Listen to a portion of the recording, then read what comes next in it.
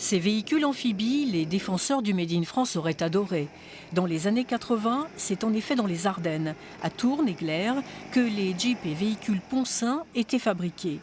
Aujourd'hui, ces engins font la joie des collectionneurs et des bricoleurs, car leur entretien est facile. C'est une mécanique Citroën 2 chevaux, donc toutes les pièces se retrouvent.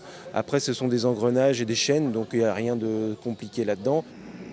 De 1980 à 1993, Gilles Poncin a fait travailler une centaine de salariés, sans compter les sous-traitants, pour produire quelques 1500 véhicules, et c'était une fierté pour les Ardennes. Sortir des véhicules comme il a sorti en un an de temps, qui était sur la planche à dessin, un an après, elle a été fabriquée, c'était quand même pas mal. Et ils avaient un sacré défi à jouer et ils ont arrivé à la réaliser. Aujourd'hui, il ne reste que quelques modèles de ces véhicules autour desquels se rassemblent les fans.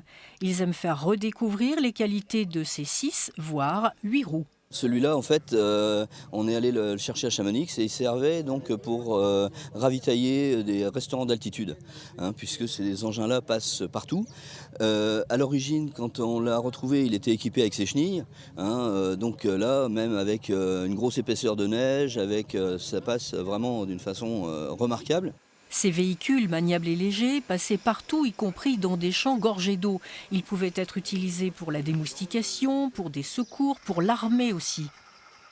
Ces véhicules avaient été prouvés bien meilleurs que les P4 au niveau prix déjà, au niveau maintenance des véhicules, au niveau coût de maintenance et au niveau franchissement, ils étaient largement au-dessus.